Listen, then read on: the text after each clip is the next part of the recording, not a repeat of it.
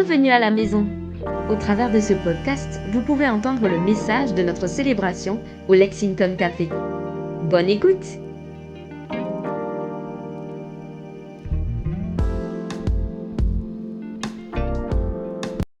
Que la maison soit la maison de chacun d'entre nous. Ouais. Amen. Bienvenue. Merci beaucoup. Avec plaisir. Merci beaucoup pour l'accueil. C'est vraiment une joie pour moi d'être avec vous. J'entends souvent parler de vous. Et voilà. Et ça se dit pas normalement, mais je prie pour vous aussi de temps en temps. Et ouais. Donc comme ça me permet de voyager un peu à Toulouse sans y être.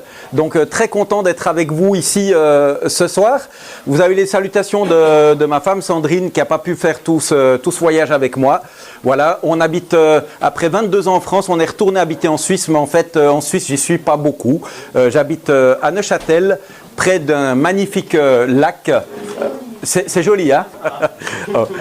Voilà les amis, donc pour aujourd'hui j'avais à cœur une parole que Jésus a adressée à un moment vraiment important de son ministère, de son passage sur la terre. C'était un jour, il était sur une montagne, et puis là, il va donner un des enseignements les plus importants qu'on a dans la Bible, qui s'appelle le Sermon sur la montagne. Et au milieu de ce sermon, de ce message sur la montagne, il va dire quelque chose de très fort si on le prend au sérieux, mais d'un peu angoissant peut-être aussi si on le prend au sérieux.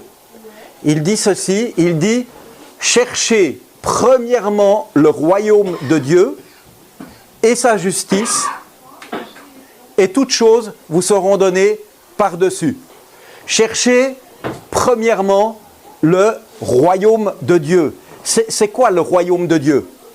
Le royaume de Dieu, eh bien, c'est partout là où Dieu règne. Qui sait? Il y a quelqu'un qui a dit la Suisse? Entre autres, ouais. Le royaume de Dieu, c'est partout où on laisse Dieu être le roi, où on laisse Jésus régner. Le royaume de Dieu, en fait, c'est le bien le plus précieux qu'on puisse avoir.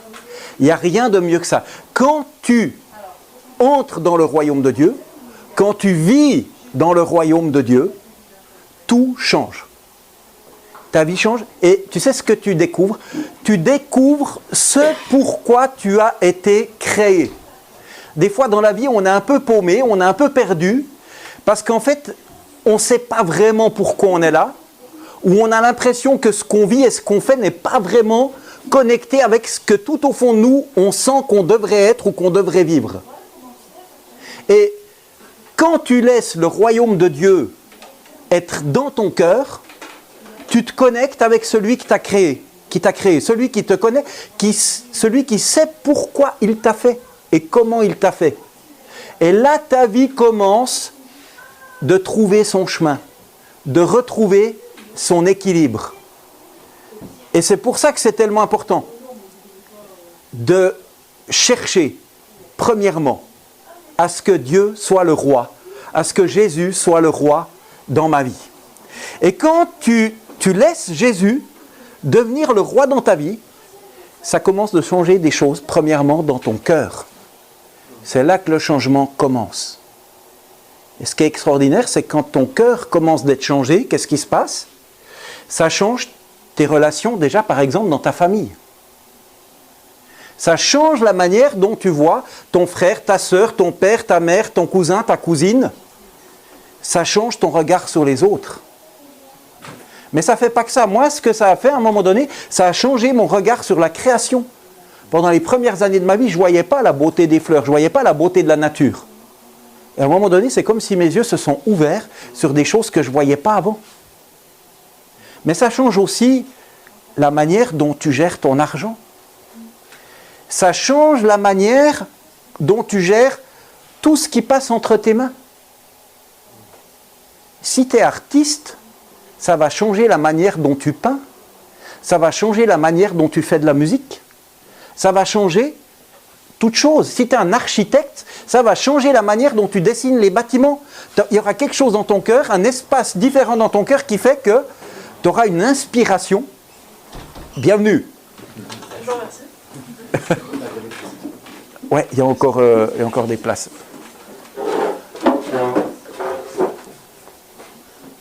ça change la manière dont tu vas exprimer les choses dans toutes les dimensions de la vie. Si tu as un engagement politique, ça va changer la manière dont tu vas conduire ta carrière politique. Tu ne seras plus en train de vouloir trucider les autres pour prendre leur place. Il y a des choses qui vont profondément changer. Et c'est pour ça que Jésus nous invite à chercher premièrement le royaume de Dieu. Alors c'est chercher, hein, la lumière des fois elle est derrière les rochers, derrière les cailloux. Pourquoi ? Parce que dans notre vie, il y a encore plein de zones d'obscurité. Des zones qu'on a choisies pour se protéger et des choses qu'on n'a pas choisies, qui nous ont été comme imposées, qu'on a reçues en héritage. Et c'est pour ça que chercher le royaume de Dieu, ce n'est pas toujours une évidence, parce qu'on a plusieurs choses qui font obstacle. Alors Jésus, il ne dit pas seulement de chercher le royaume de Dieu, il dit chercher le royaume de Dieu et sa justice. Ou, redit autrement, ce qui est juste. Chercher ce qui est juste. C'est tellement important. Chercher ce qui est juste dans tous les domaines, justement. Qu'est-ce qui est juste dans mes relations familiales ? Qu'est-ce qui est juste dans mes relations avec mes collègues de boulot ? Qu'est-ce qui est juste avec mes copains et mes copines de classe ? Qu'est-ce qui est juste sur le plan de l'exercice de ma sexualité ? Qu'est-ce qui est juste sur la manière de gérer les biens matériels ? Cherchez premièrement le royaume de Dieu et sa justice. Et c'est ce que Jésus demande à ses disciples de faire en tout premier lieu. Alors vous avez remarqué, c'est chercher. Ça veut dire, ça sous-entend que ça ne devient pas une évidence forcément du premier coup. Et Jésus, il poursuit un peu cette idée. À un autre moment, il dira « Cherchez et vous trouverez. Demandez et vous recevrez. Frappez et l'on vous ouvrira. » En fait, quand on regarde la conjugaison des verbes, c'est chercher en continuant de chercher, frapper en continuant de frapper, demander en continuant de demander. Et vous trouverez, vous recevrez. Cherchez ce qui est juste. Alors, pourquoi chercher ce qui est juste ? Chercher ce qui est juste, ça peut nous faire peur, chercher ce qui est juste dans nos vies. Vous savez, le truc, c'est que des fois, si on se dit, imaginons, Jésus, il dit, je suis la lumière du monde. Tu te dis, bon, je vais laisser la lumière venir dans ma vie. Mais si la lumière vient, qu'est-ce qui va se passer ? Moi, je me souviens d'un pasteur qui est décédé aujourd'hui. Il y avait une telle présence de Dieu sur lui que j'avais l'impression que si je le croisais trop près, il allait voir tout ce qu'il y avait en moi de moche. Et qu'est-ce que ça produisait comme moi pour effet ? J'avais peur d'être trop près de lui. Je me disais, si je suis trop près de lui, il va me raconter toute ma vie, et surtout les parties que je n'ai pas envie qu'on raconte publiquement. Donc je me mettais à distance. Et vous savez, c'est l'histoire qu'on raconte dans la Bible. Hein. Premier bug magistral, l'histoire d'Adam et Ève, pas avec la pomme, hein, c'est un fruit juste au passage, enfin voilà, peu importe, c'est le même effet. Qu'est-ce qui se passe ? Adam et Ève se plantent, ils font quoi ? Ils se cachent. Ils se cachent. Ils ne veulent pas être dans la lumière. Pourquoi ? Parce qu'ils ont honte. Parce que assumer la crasse, c'est terrible. Et puis, si on voit ça, comment est-ce qu'on pourra m'aimer ? Comment est-ce qu'on pourra m'accepter ? Comment est-ce qu'on pourra me recevoir ? Et là, Dieu est extraordinaire. C'est le début de la Bible. Vous savez, des fois, on imagine la Bible avec un Dieu qui nous attend au contour pour nous scier à la base et nous montrer comment on s'est bien planté. Quelle est la première parole que Dieu prononce ? Adam, où es-tu ? Imaginez bien que Dieu savait où il était. Hein. Qu'est-ce que Dieu fait quand il dit Adam, où es-tu ? Il essaye de dire Adam, viens, n'aie pas peur. Approche-toi, viens à la lumière. On va voir ce qu'on peut faire pour résoudre le problème. N'aie pas peur de la lumière, viens. Peu importe tes ténèbres, viens à la lumière. Et ce soir, j'aimerais vous dire, si vous vous considérez comme des disciples de Jésus, c'est-à-dire des gens qui suivent Jésus, j'aimerais vous encourager à ne pas avoir peur de venir à la lumière et de laisser Jésus faire la lumière dans votre vie. Parce que quand Jésus vient pour faire la lumière dans votre vie, ce n'est pas pour vous scier, ce n'est pas pour vous briser, ce n'est pas pour vous casser, c'est pour vous libérer. C'est pour vous libérer. La vérité, quand la vérité de Jésus vient dans notre vie, elle nous rend libres. Amen. Et c'est quand on vient à sa lumière. Parce que on vient de prendre un petit bout de pain et du jus de raisin. C'est ce qui est au cœur de l'évangile. Jésus est mort sur la croix. Il a pris sur lui tout ce que nos fautes méritaient, tout ce que nos conneries méritaient comme jugement. Il a tout pris sur lui. C'est pour ça, n'aie pas peur de venir à la lumière. N'aie pas peur de venir à la lumière parce qu'il t'a déjà lavé, il t'a déjà nettoyé. Quand tu restes caché, c'est comme si tu te tiens à l'écart d'un bain libérateur. C'est comme si tu te tiens à l'écart, enfin, de la grâce et du pardon que tu cherches. De l'amour que tu cherches. Tu te tiens à l'écart d'un amour qui veut te serrer dans ses bras. Quand tu restes dans ta honte, tout seul. Ne reste pas dans ta honte. Il y a des gens qui disent « Ouais, moi la dose, elle est quand même trop haute. » J'aimerais te dire ce soir, il n'y a pas de dose trop haute. Il n'y a pas de dose trop haute. J'ai un ami qui est aumônier dans les prisons, il l'a encore vérifié. Il n'y a pas de dose trop haute. Jésus vient, quelle que soit la situation. Et il fait la lumière dans ta vie pour te rendre libre. Alors il le fait au début, quand tu vis cette démarche de foi, de tourner vraiment vers Jésus, mais il continue de le faire dans ta vie, dans ma vie, aujourd'hui. Il y a encore tellement de choses que je comprends de travers. Il y a encore tellement de choses que je ne vois pas. Il y a encore tellement d'attitudes, de paroles qui ne collent pas avec la réalité. Continue de venir à la lumière. Vous savez, si Dieu a dit « Adam, où es-tu » il y a quand même des fois aussi, on pourrait dire « Seigneur, où es-tu » et aller nous aussi à sa rencontre. Dieu nous cherche, mais est-ce qu'on est OK de chercher Dieu aussi ? Il y a un texte dans l'Ancien Testament, dans la première partie de la Bible, où il est dit « Cherchez l'Éternel, cherchez Dieu pendant qu'il se trouve, invoquez-le, tandis qu'il est prêt. » Il n'est pas loin. Il est proche. Et puis, après, dans ce même texte, il est parlé à un moment donné que nos pensées ne sont pas les siennes et que nos chemins, nos manières de voir les choses ne sont pas les siennes. Et on va être étonné quand on rentre dans sa présence et à sa lumière. C'est tellement dommage de se priver de sa lumière. Parce que c'est là que tout devient clair. Alors venir à sa lumière, ce n'est pas pour recevoir des nouveaux codes de loi. Quand Dieu te montre ce qui est juste, ce n'est pas une liste de tu dois pas, tu feras pas. C'est un petit peu autrement. Je ne sais pas si vous avez remarqué, pour ceux d'entre vous qui roulent, moi je suis toujours fasciné quand vous arrivez près d'un radar, les voitures qui sont devant vous ralentissent. Et même celles qui roulaient à la bonne vitesse. C'est assez fou de constater ça. On a la peur de se faire choper. Puis alors, il y a tous ceux qui roulent comme des dingues, qui freinent juste avant le radar et puis qui reprennent juste après. Les gens, je ne sais pas si ça existe toujours, qui étaient équipés de leur coyote, là, pour savoir comment gérer tout ça. Alors, voilà, quand on se préoccupe de tu feras pas, la question c'est de savoir, est-ce que, en tant que chrétien, j'ose rouler à 90, à 100, ou je dois être à 80 ? Ça, c'est quand tu te fais des codes de loi. Mais quand tu te fais des codes de loi, tu oublies pourquoi la loi est faite. Pourquoi le sens de la loi est faite.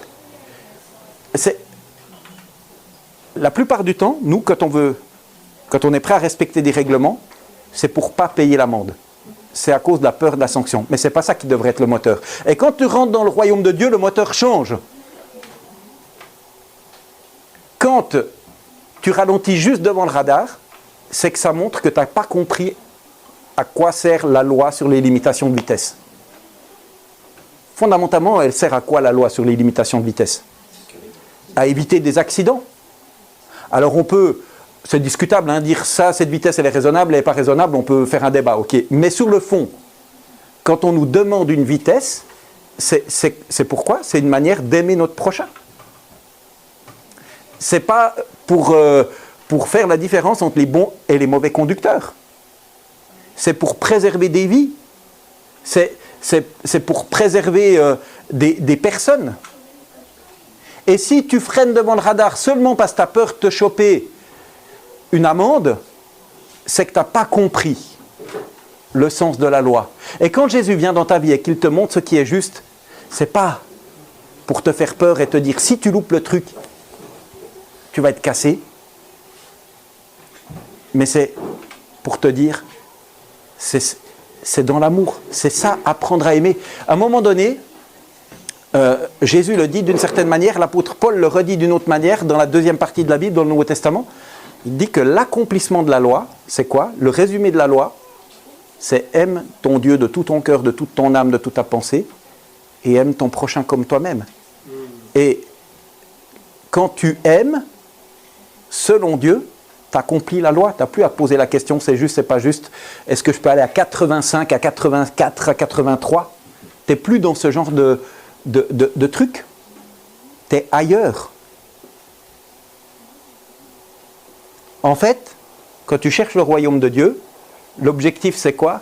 Le but, c'est la transformation de nos cœurs. Pièce par pièce. Parce que le rêve de Dieu pour nous, c'est qu'on soit à l'image de Jésus. Alors je ne parle pas de la supposée barbe de Jésus, je ne parle pas des supposées fringues de Jésus, je parle de son cœur, de son caractère. C'est ça qu'il cherche. Vous savez, quand Dieu a créé l'homme et la femme, il est dit qu'il les a créés comment? À son image. Et ce qu'il cherche à faire aujourd'hui, c'est qu'on soit à l'image de Jésus, que l'image de Jésus soit répandue sur la terre. C'est ça simplement qu'il veut faire dans nos vies. Et si tu penses que c'est ennuyeux, non, c'est pas ennuyeux. Jésus, premier miracle qu'il fait, c'est changer l'eau en vin. Il y en a qui aiment ça, hein, peut-être, mais voilà. On a dit que c'était un mangeur et un buveur. Donc, Jésus, c'est quelqu'un qui avait le sens de la fête. Pas le sens de ce qui nous détruit, mais le sens de la fête. Le sens de l'amour. Le sens de la vie pleine, abondante. Quand tu cherches premièrement le royaume de Dieu et sa justice, c'est ça qui se passe dans ta vie. Alors il y a quand même une nouvelle que je dois vous dire honnêtement, c'est sur cette terre, ça coûte quelque chose. Parce que si le royaume de Dieu est là, les ténèbres ne veulent pas que ça se répande trop. Et quand tu vis le royaume, quand tu commences de vivre ce qui est juste, il y a des puissances qui veulent te tenir à l'écart et te résister. Et ça, c'est vrai, et il y a un prix à payer. Mais ce prix, il en vaut la peine. Vous savez, moi, maintenant, ça fait j'ai de la peine à le dire, parce que ça me vieillit un coup, mais ça fait presque 40 ans que j'ai vécu mon premier pas avec Jésus, et puis 35 ans, vraiment, que je vis avec lui, dans son royaume, toujours en processus de transformation. C'est pas fini, mais je regrette rien du tout. J'ai une vie incroyable et je me dis mais quelle folie ça serait si je n'avais pas laissé ce royaume entrer dans ma vie. Mais je passerais à côté, je penserais peut-être m'éclater dans des trucs qui vont disparaître. Mes amis, tout ce qu'on voit là, ça a durée limitée. Hein. Si notre espoir est là-dedans, ben nous sommes très pauvres. L'autre bonne nouvelle du royaume, c'est qu'il est durable. Il est éternel. En fait, je me souviens encore de Freddie Mercury. Bon, c'est aussi un vieux chanteur, hein, vous ne connaissez pas, une voix magnifique du groupe Queen. Si, ça vous dit quelque chose quand même, hein, parce que Bohemian Rhapsody revient sur les radios régulièrement, entre autres. Mais Freddie Mercury, il a dit vers la fin de sa vie, il a dit, vous savez, la seule chose qui m'a manqué, c'est une relation d'amour durable. Et c'est ce que le royaume de Dieu vient nous offrir aussi. J'ai un ami qui est décédé il y a 2-3 semaines. Je viens de recevoir des témoignages de son épouse, de comment il a vécu les 2 dernières semaines et du message qu'il a laissé. Il savait qu'il n'était pas seul. Il savait qu'il allait partir, mais sa main était tenue. Sa main était tenue. Il a vécu pleinement sur la terre. Hein. Il n'était pas en train d'attendre d'être au ciel. Il a vécu pleinement ce qu'il avait à vivre sur cette terre. Mais il savait que ça allait au-delà. Et il était prêt. La transformation de nos cœurs. Et puis, et toutes choses vous seront données par-dessus. Tiens, le problème souvent, c'est que nous, on s'inquiète du par-dessus toute la journée.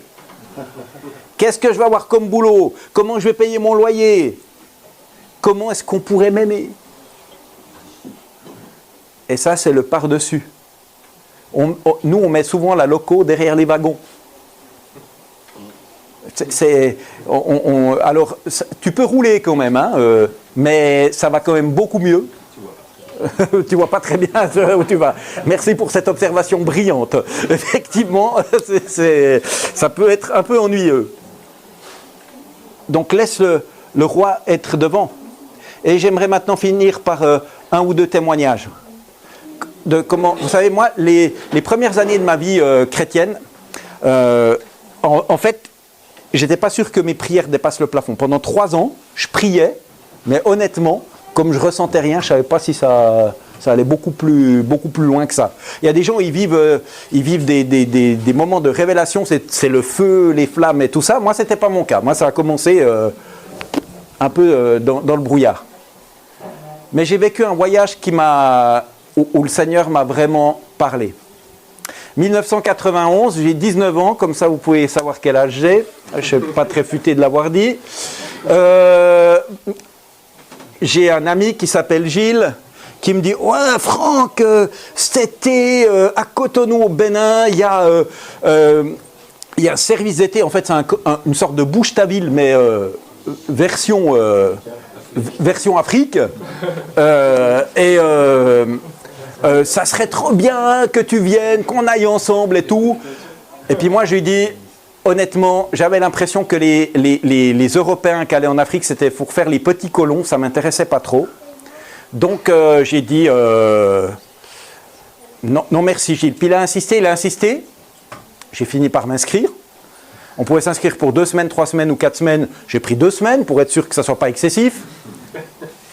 Et puis au moment, 3 semaines avant, mon ami Gilles me dit « Oh, en fait, Franck, moi, je ne vais pas venir parce que j'ai trop de boulot à l'université. » Super, merci Gilles.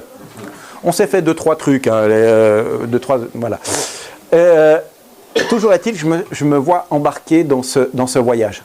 Et là, j'ai commencé de vivre des choses que je n'avais jamais vécues avant. Au bout d'1 semaine et demie, on avait donc des temps. Le matin, c'était de la louange par le chant, c'était des enseignements. Puis l'après-midi, on allait dans les rues où on avait différentes activités. Et un matin dans l'enseignement, c'est un enseignement sur les différentes fois où Jésus dit « Lève-toi » à des personnes qu'il rencontre. Et je comprends dans mon cœur, par je ne sais quel, enfin si je sais, maintenant c'est le Saint-Esprit, mais que le Seigneur me demande de rester une 3e semaine à Cotonou.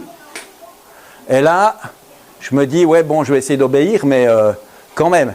Mais j'ai dit, Seigneur, si c'est vraiment toi, tu confirmes ça par Nestor demain matin. On avait des petits groupes de prière. Nestor, il ne sait rien du tout de ce qui se passe dans mon cœur et tout.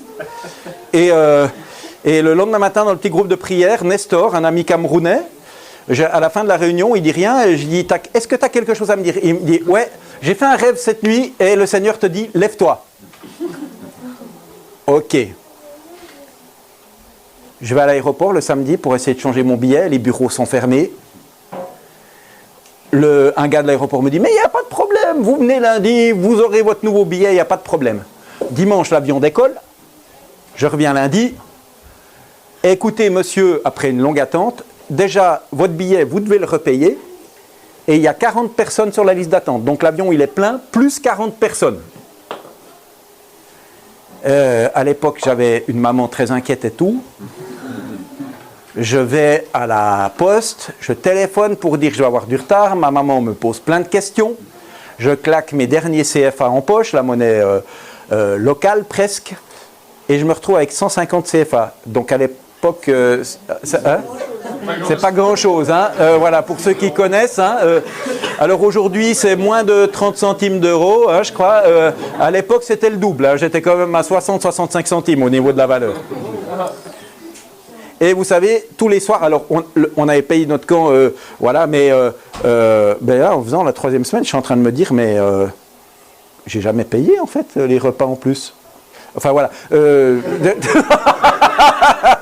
Ça fait 30 ans que Ah, c'est extraordinaire, il faudra que je fasse un don à Jeunesse en Mission. Alors, donc, je reste là, et puis le soir, on mangeait seulement à minuit, donc on achetait des trucs pour manger avant, vers 6h, 8h, avant les plein air du soir et tout. Et là, je vais sur ce pont qui est caché là derrière. Et je me souviens, j'ai dit, Seigneur, cette fois-ci, j'ai pas de billet d'avion, j'ai plus d'argent. Maintenant, c'est le jour ou jamais où tu, où tu prends ma situation en main. Et le soir même, je suis arrivé, il y avait un jeune ami béninois, son papa travaillait à l'aéroport. Il ne savait pas du tout ma situation financière.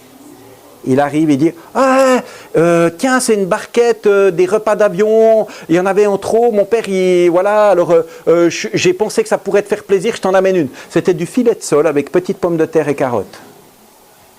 Les autres soirs, je mangeais des bananes. Hein. Voilà. Et là, je me suis dit « Seigneur, tu t'occupes de moi. » La semaine passe, vendredi soir, là, ça sort tout droit. Je ne vous passe pas les détails. Vous pouvez vous douter de ce qui sort tout droit. Donc, une dysenterie carabinée, la fièvre, le truc... pas bien. Et même, à un moment donné, je suis allé aux toilettes et paf, je me suis retrouvé par terre parce que j'avais plus de force. J'étais allongé. Vive l'Afrique, mais aussi surtout vive les Européens qui ne font pas attention à certaines choses qu'ils devraient apprendre. Après, j'ai appris un peu aussi, mais voilà. Donc, et là, j'ai senti qu'il y avait comme une tentation. Et ah, voilà, Dieu te demande de faire une 3e semaine. C'est comme ça que ça se passe. Tu tombes malade, bah bravo, il est bien ton Dieu. Et malgré ça, j'avais une paix dans le cœur et j'étais super content. Et j'arrive à l'aéroport. Encore aujourd'hui, les responsables de Jeunesse en Mission ne savent pas comment. J'ai pu monter dans l'avion. Pour la petite histoire, j'avais un siège juste à côté des toilettes. Très pratique.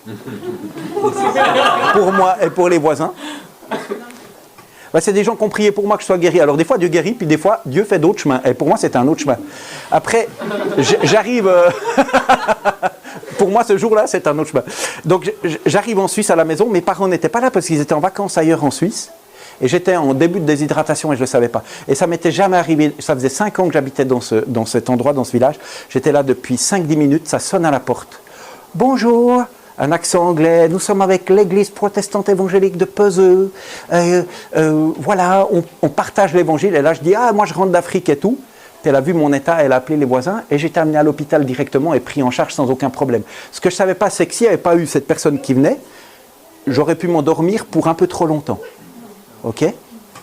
Mais j'ai vu que dans tout ça, le Seigneur a pris vraiment soin de moi. Et cette épreuve, plutôt que me décourager, je me suis dit, j'ai un Dieu qui est vraiment là. Ça vaut la peine de chercher premièrement le royaume de Dieu et ce qui est juste. J'ai encore 2 minutes ou 2 minutes, ça va. 2 minutes, ça va. Et j'aimerais vous dire que dans les années suivantes, Toyota, ouais, elle est belle, hein. Enfin bon, elle était plus belle à l'époque. J'ai vu par la suite Dieu pourvoir. Toutes choses vous seront données par-dessus. Je me souviens, un coup j'étais au Locle, là où David a vécu un temps. J'avais pas beaucoup de sous. J'avais encore suffisamment de sous pour m'acheter une paire de chaussures, mais vraiment j'étais limite. Le Seigneur me dit, va voir dans la boîte à lettres. Il y avait un colis, il y avait une paire de chaussures dedans, qui était droit à ma taille, à ma pointure. C'était un gars assez fou, un jeune croyant. 2 semaines avant, il avait l'impression, achète des chaussures pour Franck. Ouais, sérieux. Et il m'avait posé la question de ma pointure, mais moi j'avais vu que du feu hein, quand il m'a posé la question. J'ai pas vu du tout qu'il m'avait posé la question. Et il a mis dedans un verset biblique qui était exactement ce que j'avais besoin d'entendre à ce moment-là, avec la paire de chaussures. Dieu s'occupe vraiment. La voiture, Ouais, non, ça serait trop long à raconter. Je vous raconte pas tout aujourd'hui. Mais toujours. Hein? J'ai reçu une voiture à un prix défiant toute concurrence, une histoire incroyable. J'ai reçu une Toyota comme ça au moment où j'en avais besoin, au moment où je me déplaçais en France. Les chaussures et la voiture, c'était à 2 mois, c'était dans la même période. Pourquoi je vous raconte ces histoires? C'est simplement parce que je pourrais vous en raconter avec les années pas mal, mais c'est pour vous dire simplement que si vous laissez le royaume de Dieu, si vous cherchez premièrement le royaume de Dieu et ce qui est juste, vous aurez plein de bagnoles et plein de chaussures. Non, c'est pas ça que j'ai dit. C'est pas ça. Dieu va vous accompagner. Tu tomberas malade, peut-être. Tu vivras je sais quoi ou je sais pas quoi, mais le Seigneur va être avec toi, le Seigneur va te guérir, le Seigneur va t'accompagner, le Seigneur va te tenir la main. Et tu auras la vie la plus intéressante qui soit. Et c'est pour ça, ce soir, j'aimerais t'encourager à ne pas avoir peur de sortir de tes ténèbres. Parce qu'il te cherche, pas pour t'écraser. Et il a déjà fait tout ce qui était nécessaire pour que tu puisses vivre pleinement. Voilà ce que j'avais à cœur de vous partager. Et si vous êtes OK, j'aimerais encore juste prier courtement, puis je redonnerai la parole à qui de droit.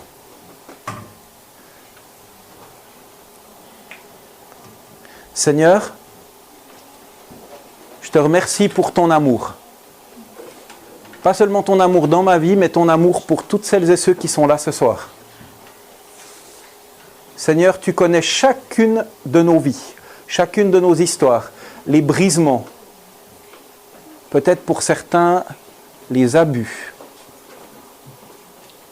peut-être pour d'autres les violences, reçues ou commises. Et Seigneur, tu connais aussi peut-être nos vies tranquilles, calmes, mais qui sonnent creux, qui sont vides. Et je te prie, Seigneur, que tu nous donnes de pouvoir t'accueillir pleinement, te laisser faire la lumière. Je te prie, Seigneur, que nos vies soient des vies transformées par ta grâce. Et Seigneur, ce soir, je veux m'opposer à toute puissance de peur qui veut nous éloigner de toi, dans le nom de Jésus. Tout esprit de mensonge aussi, qui veut nous faire croire que nous n'en valons pas la peine, qu'il n'y a pas d'espoir pour nous. Tous ces mensonges, toutes ces pensées qui veulent nous détruire, qu'elles soient maintenant brisées dans le nom de Jésus et que nous puissions recevoir ta pensée et ton amour. Amen. Amen.